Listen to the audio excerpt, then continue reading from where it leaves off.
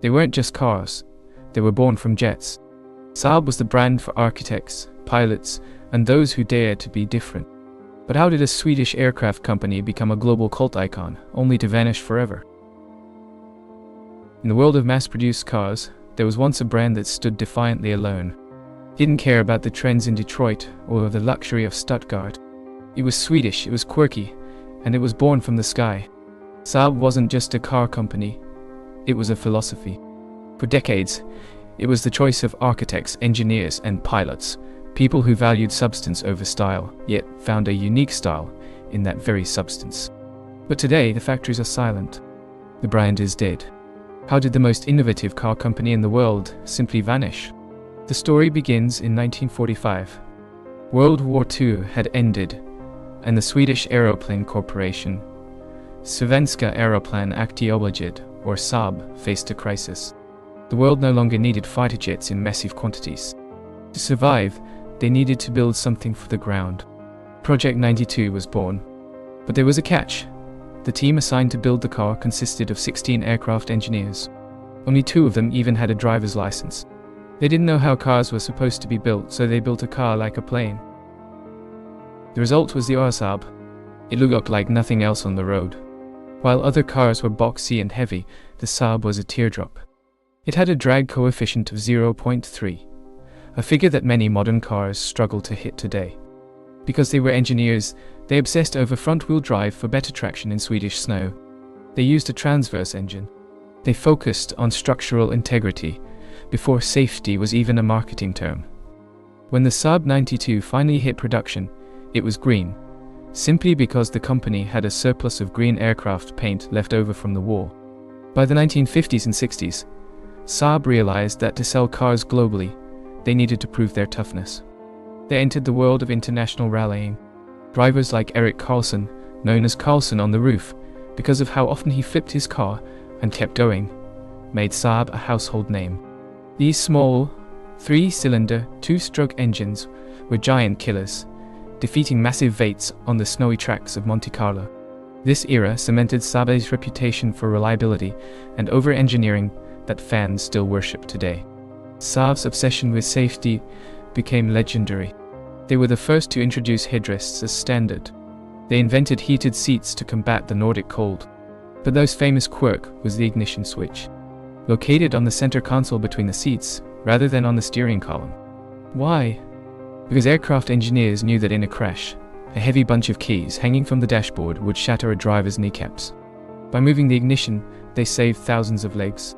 It was a small detail, but it defined the Saab mindset. Logic above all. In 1978, Saab did something that changed the industry forever. They didn't invent the turbocharger, but they perfected it for the street with the Saab 99 Turbo. Before Saab, turbos were for race cars, unreliable and laggy. Saab figured out how to make a turbo work for daily commuting, providing power when you needed it and efficiency when you didn't. The 99 and the subsequent 900 Turbo became icons of the 1980s. They were the thinking man's performance car, the perfect blend of utility and speed. By the late 80s, the costs of being small and independent were catching up. In 1989, General Motors bought a 50% stake in Saab, eventually taking full control. On paper, it made sense. Saab got resources. GM got a premium European brand. But the cultures clashed instantly. GM wanted to use shared platforms, essentially dressing up an Opel or a Chevrolet as a Saab to save money. The Saab engineers in Trollhättan, however, refused to compromise. This led to a secret internal war that would cost the company millions. The story of the 9-3 is the perfect example of Saab's defiance. GM told Saab to build the new car on the Opel Vectra chassis. They sent the blueprints and told Saab not to change anything. Saab looked at the chassis, decided it wasn't safe or Saab enough, and re-engineered nearly every single bolt. They changed the suspension, the electronics, the crashed structures. When GM found out, they were furious. Saab had spent a fortune making the car, better than GM wanted it to be. This happened over and over. Saab was too expensive to run because they were too proud to build a bad car. The 2008 financial crisis was the final nail in the coffin. GM was heading for bankruptcy and needed to shed brands. Saab was put up for sale. A tiny Dutch supercar company called Spyker tried to save them, but without GM's technology and without massive funding, it was impossible. Production stopped. Workers were sent home. In 2011, Saab officially filed for bankruptcy. There were attempts by a Chinese-backed firm called NEVS to revive the brand as an electric car company, but the Saab name was eventually retired forever. Saab is gone, but the cars are still here. Walk through any city, and you'll see an old 900 or a 95 still humming along, maintained by a community of owners who refused to let the dream die. Saab reminded us that cars could be logical, safe, and excitingly weird, all at the same time. They were born from jets, and though they've landed for the last time, their spirit still flies. Thanks for watching. If you're a Saab fan, tell us your favorite model in the comments.